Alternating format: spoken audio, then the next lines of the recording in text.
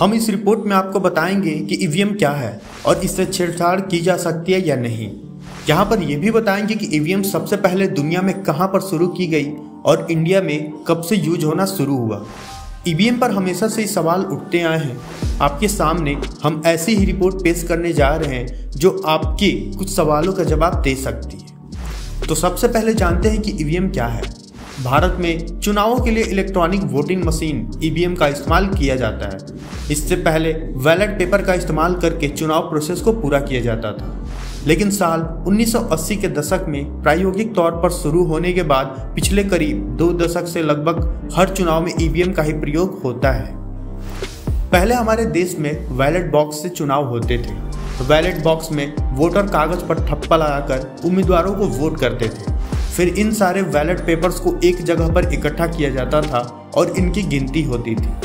पूरे पेपर गिनने के बाद नतीजे बताए जाते थे। ये पूरी प्रक्रिया मैनुअल थी। इसमें अच्छा खासा समय लगता था।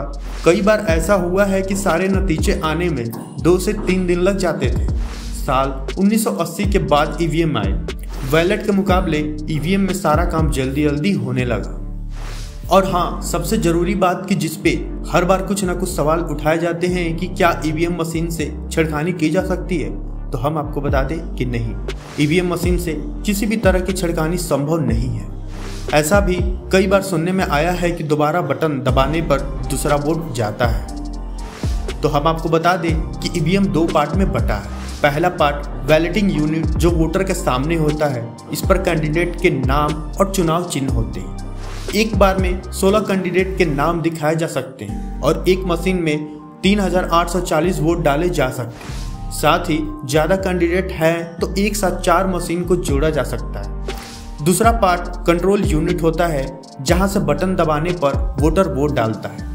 एक वोट के बाद जब तक कंट्रोल यूनिट से बटन नहीं दबाया जाएगा तब तक दूसरा वोट नहीं डाला जा सकता। लिहाजा इन पर फटाफट बटन दबाकर वोट करना मुश्किल है। यानी आप जैसे ही बटन दबाएंगे उसके बाद अगले की तैयारी की जाती है।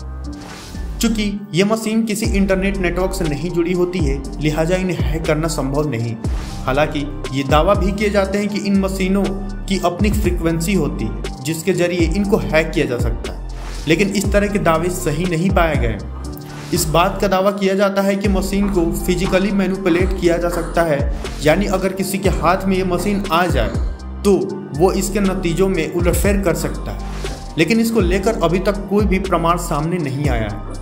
ईवीएम में इतने कड़े सुरक्षा प्रबंध किए गए हैं कि इसके साथ छेड़खानी करना बहुत मुश्किल है।